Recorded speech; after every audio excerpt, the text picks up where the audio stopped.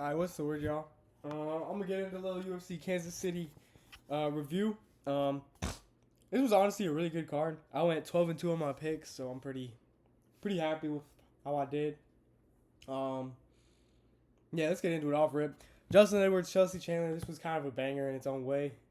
Not really a banger, but I mean a quick finish in a woman's fight is always fun. So yeah, Jocelyn Edwards just went in there, had Chandler up against the fence, put her out, just spamming hooks and all.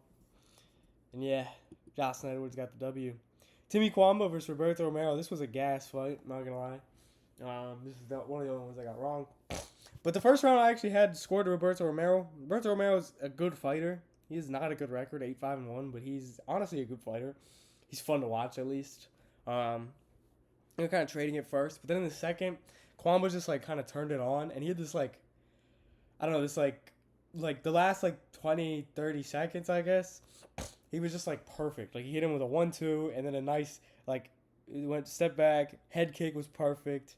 Romero went for the takedown, and then flying knee right into Romero, and yeah, it was kind of an early stoppage, but I mean, it was still cool to watch. I kind of wish if Kwamba flatlined him off that flying knee, that would have been one of the fucking sickest KOs of the year.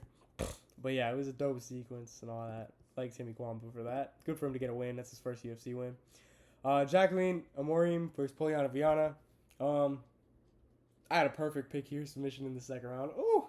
But yeah, I mean, this was pretty easy pick. Viana's older, kind of giving up. I think she's lost a bunch in a row at this point. And Amorim's kind of a prospect in women's MMA. And yeah, she made it look easy and got the sub, got the finish, got out of there. My boy Malcolm Wellmaker, my blue collar worker, my fan, or a person I'm a big fan of. Is a better way to say it. I really like Malcolm Wellmaker off the Contender Series, bro.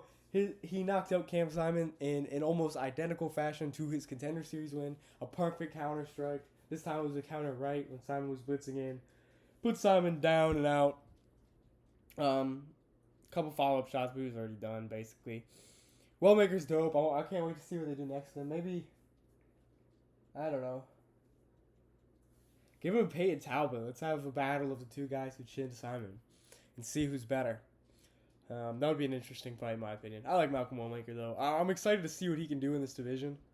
I think, I've said it before, I think Bantamweight is pretty freaking weak, and we need more prospects there. So, yeah, I mean, look at the rankings. It's not that impressive. So, yeah, good to get Wellmaker out here. Damon Blackshear versus Ala Tangali. I enjoyed watching this fight. I'm not gonna lie. I saw people calling it boring. I genuinely enjoyed this fight. Blackshear put on a Muay Thai clinic, especially in the first and third. Second one was a closer round, but I think Damon won all 3 rounds. Ala Tangali, he has heart, bro. At the end of every round, he started swinging, trading at the last bit of each round, and in the last 20 seconds of the fight, bro, he was just swinging for the fences. He's he has heart, which is cool. But Blackshear's dope. Blackshear didn't even use grappling whatsoever in this fight, even though I think that would have been an easy win for him if he did. Definitely could have got a sub. He was coming off of, I think, back-to-back subs. Blackshear, high key should be ranked. I think I said this in the preview. But yeah, next fight, give him a rank guy, and let's see how that goes. Next, we got Chris Gutierrez, John Castaneda. I mean, this fight was pretty simple. Split decision win for Gutierrez. I thought it was a very clear 29-28 for Gutierrez, though. Not much to say. Gutierrez dropped Castaneda early. Castaneda, though, they got a takedown and was outstriking him in volume, I think, in the later rounds. But that first round, second round, I think Gutierrez won both fairly easily. I don't really have much to say about this. It's kind of this is just a fight. I don't even know what you could do with Chris Gutierrez after this. He's aging. It wasn't a very impressive win, so yeah, cool. A Guapo beat Sexy Mexi. Evan Elder versus short notice Gage Young. This was cool. They said these guys used to fight in the same gym. That's kind of cool. They were always partners. They had respect during the fight. Elder was just the better fighter. They kind of seem like similar fighters, just Elder had the experience on him. I thought I had Elder winning each round. 30-27. Elder's got good kicks. He's honestly kind of fun to watch. He's really good kickboxing. He throws his kicks with a lot of power behind it, and then has a big kind of overhand. He throws with his right, and yeah, it was just a better fighter. Gay Jung, short notice debut. Hard to tell you much. He didn't look terrible though. He just got beat by Evan Elder. I feel like he just got beat every round. It'll be. I hope they keep around and give him another fight, at least one more fight, and see what he can do against somebody else, not on short notice, to get a better understanding of how great Young is. But yeah, good win for Evan Elder. He's on a 3-fight win streak. See what they do with him. Matt Schnell, Jimmy Flick. Flick won the first round. Matt Schnell won the second and third. Matt Schnell, I think he opened up Flick on the ground. He went for a couple sub attempts. Actually, Flick went for, I think, one as well. It was a cool fight. Interesting enough. Matt Schnell was just a better fighter. He looked good coming back from retirement, to be fair.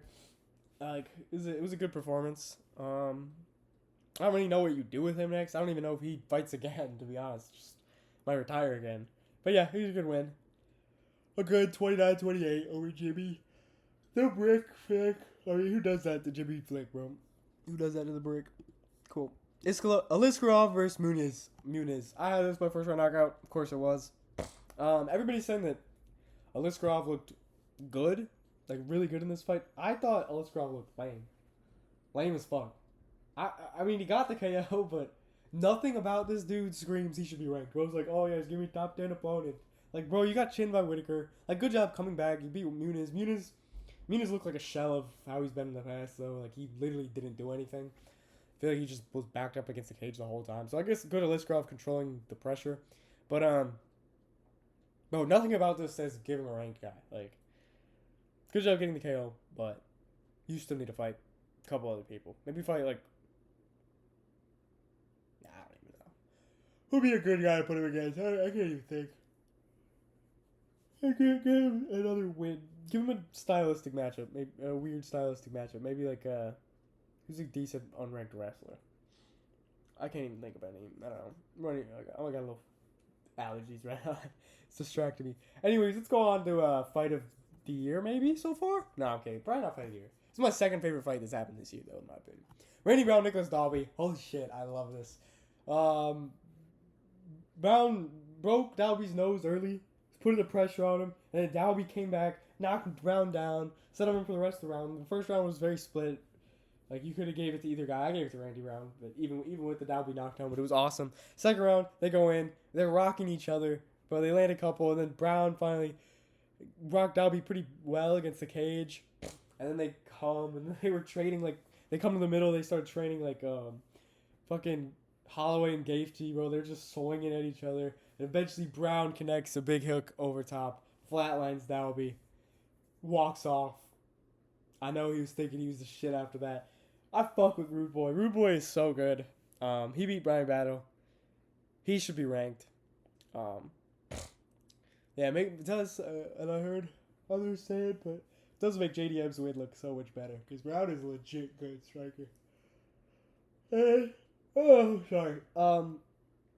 Yeah, I'm excited to see what's next for Randy Brown. I think you have to give him a ranked guy. I think you actually should give him Pratas. I mean, yeah, with Pratas coming off the loss. Well, yeah, there's 2 fights you can make for Pratas. Either that, or we'll see what else we'll get when we get to Pratas. But yeah, I can see that for Randy Brown, or maybe I don't know who's also ranked like right around there. Joff Neal. Have they already fought? I don't even know. We'd have to see.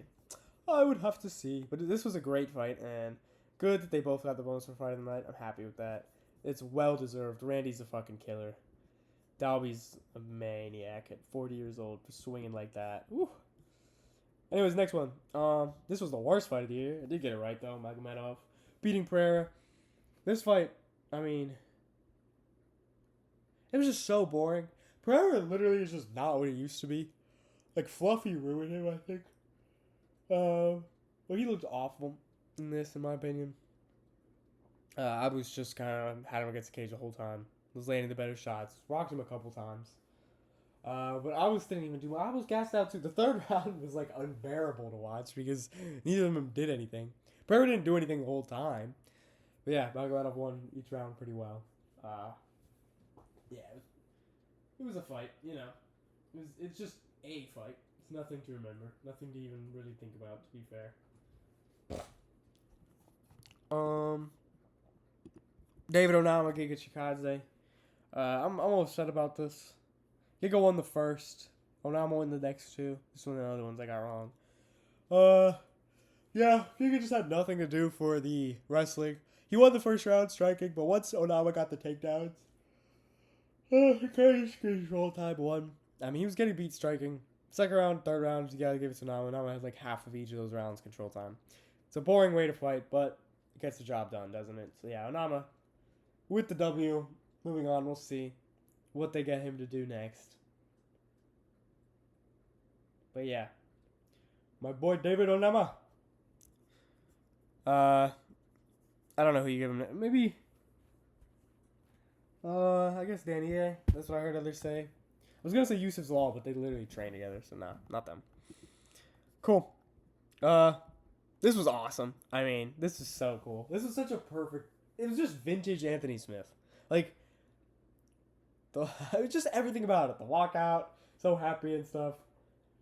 And then Mingyang just landed that nasty elbow. Smith bleeding all over, covering his eyes. Gets in, shoots a takedown. Doesn't work. He's just getting beat up on the floor in fetal position, in classic Anthony Smith fashion. And then flicking off some dude outside the cage, trying to get into it. Mingyang Zhang literally had to pull him back, pulling Anthony Smith back, trying to get him to stop. I'm a fan of Mingyang Zhang, though, by the way. Let's go to the post-fight speech. Everybody's focused on the fact they did like that whole ass fucking 30-minute jelly roll, included Anthony Smith's retirement video. That was just a bit much for him, even if he is a UFC legend in his own right. He's a legend for being around for a long time. But Mingyang Zhang in his fucking like these the post fight interview or post fight, you know what I'm trying to say. Paul Felder just talking to him. He was fun, bro. He's like, yeah, I keep the booze going, I'm here, bro. Mingyang is him. He's a hard ass fighter, bro. He's better than I thought he was. I mean, no, is he? I mean, I expected a first round knockout, but yeah, I'm excited to see what they do for him next. There's a bunch of guys in light heavyweight. They're kind of like in the path. You can fight like Bogdan Guskov or some shit like that. I don't know. Let's just see what they do with him next. I like him though. He has hype behind him, so let's keep it going. Garry Prates. What did I say? As much as I wanted Prates to get it done, Garry is the better fighter, as I thought, all around. I mean, yeah, Garry looked faster than he did against Shavkat. He looked a lot better than he did against Shavkat or MVP. I don't know if that makes Shavkat and MVP look better, or it makes the fact that, or it makes Garry just look like he's a lot improved. He did look a lot improved, look a lot faster on the feet. The takedowns weren't even working, and that's what I thought he would be his biggest success, that he'd like take Prates down, hold him against cage type shit. But no, he didn't. He only took him down a couple times. It was like 3 for like 15 or some shit like that. Prates, for some reason, Prates just didn't turn it on until halfway through the fourth round. Like, I feel like he was just so stagnant. It was really frustrating to watch as a Prates fan, even though I had Garry in my predictions. It was really frustrating to watch as somebody who really likes Carlos and really wanted him to pull this off, and he had a badass walkout too, and got me so hyped going into it. I was so excited for Carlos, but you know what? That's life. That's life. You know, that bullshit song. But it's just Ian Garry winning. I hate him. He is my least favorite fighter on the roster, bro. Like, he's a great fighter. Not gonna take that away from him. He's very impressive. I've thought that forever. He's a very smart fighter. He gets the job done. That is the best way to talk about Ian Garry. Ian Garry gets the job done. And yeah, I think he loses to Sean Brady and Bilal, but I think he beats anybody else in this division. And Shavkat, I guess, because they just fought 3-2. But this Garry looks so much better than the Garry who fought Shavkat. So I don't know. Pratis, I hope that it's not just like a total fraud check and he's gonna completely fall off. I think Pratis will be back. I hope he'll be back. Just needs to improve that output. If he had the output early, this fight's different. Like if he, but I mean Garry was kind of stopping it from happening. Like he was just keeping him at range, doing well with the striking and all. Yeah, I don't know. We gotta see what they do next. I think Pratis versus Randy Brown is a good next fight. I mean Pratis MVP, but we will see. Garry, I think you do Garry. If Buckley beats Usman, you do Garry Buckley. Man, welterweight just need. But Bilal needs to fight a lot more, bro. If Islam moves up, it's gonna be. There's so many guys in line, bro. Shavkat, Brady, Garry, Buckley with a win against Usman. Like that's 4 guys. Plus Islam might come up, and JDM's there. I mean, you got so many dudes right there. Garry should not get the next title shot. I know he wants it, but no, he needs one more win.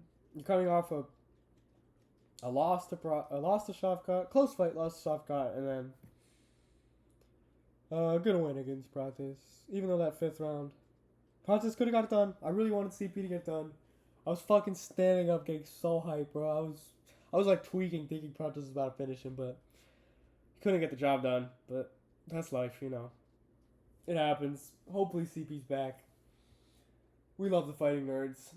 I mean, I don't think all the fighting nerds are going to start falling. I think Silva and... I think John Silva still got a lot to climb up, so... At least they'll have Silva if the others start falling, but no. They'll be back. And Gary's good. Anyways, what y'all think about this fight night? I thought it was a really good fight night. Maybe one of the best cards of the year so far. And yeah, y'all have a good one. Leave any thoughts y'all have in the comments. Peace out, bro.